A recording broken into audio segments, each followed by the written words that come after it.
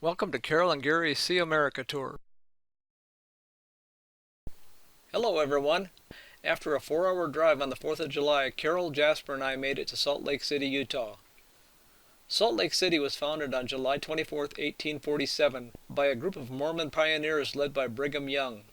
They were the first non-Indians to settle permanently in the Salt Lake Valley. Mormons are members of the Church of Latter-day Saints. The founding group, numbering 148, consisted of 143 men, 3 women, and 2 children.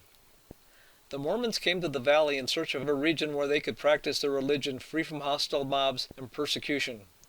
One of the things that outsiders didn't like about the Mormons was their belief in plural marriages or polygamy. Polygamy is when one man has more than one wife.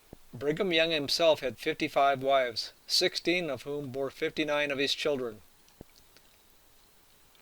Within a few days of their arrival, plans were drawn up for the Great Salt Lake City, named after a salty inland lake that dominated the desert to the west. The word great would be removed from the city name in 1868, making it Salt Lake City. Out from the center of the city, which is now Temple Square, blocks were arranged on a grid pattern in 10-acre squares. Construction on a Mormon temple began in 1853, but it would not be finished for 40 years. The temple was built with granite blocks, which until a branch railroad line was run from Little Cotton Canyon some 23 miles away, blocks were individually hauled by oxen and wagon from the canyon to the build site. It could take up to 4 days for a team of oxen to haul one granite block to the building site. In the 1890s, the Mormon Church officially ended the practice of polygamy, but not because they wanted to. This was in preparation of becoming the 45th state on January 4, 1869. One of the requirements for statehood that it be written in the state's constitution that they would no longer condone polygamy. On Friday, Carol and I visited Temple Square, which includes the grounds and several buildings around the temple, but only Mormons are allowed inside the temple. We did get to hear the organ player for the Mormon Tabernacle Choir playing, but we weren't allowed to take any pictures or record any music. Utah's street naming and numbering is based on a grid system beginning at the center of town. In Salt Lake City, for example, Temple Square is the center of town. It is bordered by North Temple to the north, South Temple to the south, West Temple to the west, and Main Street to the east.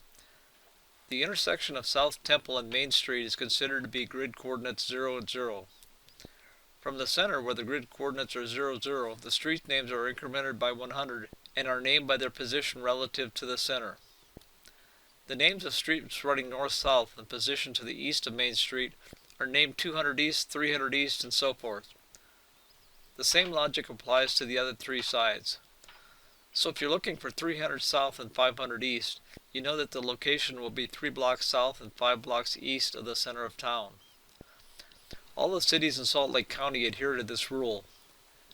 Everything in this county is relative to the center of Salt Lake City. Other counties don't do this, and each town has its own center. On Saturday, Carol and I visited the State Capitol building in Salt Lake City. Since we were visiting on a Saturday, all offices, including the visitor center, were closed.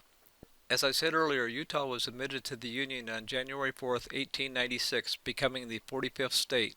Salt Lake City, which had been the territorial capital, became the state capital.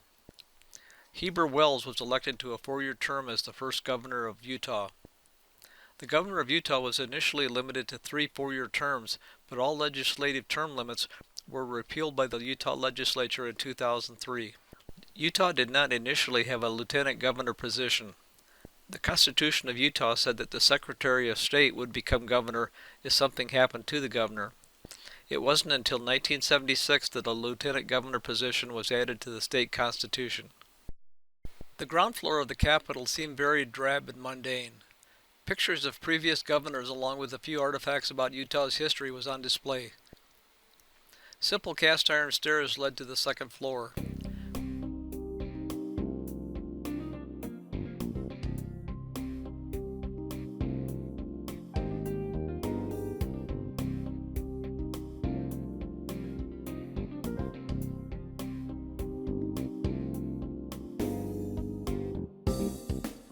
When we reached the second floor, everything changed. Large marble staircases on the east and west end of the building led up to the State Supreme Court chamber, the State Senate chamber, and the House Chamber on the third floor.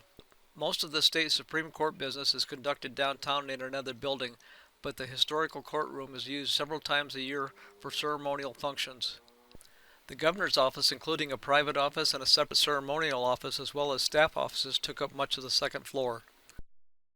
A large three-story rotunda on the second floor served as the focal point of the building. From the center of the rotunda on the second floor, you can see the interior dome that reaches 165 feet up.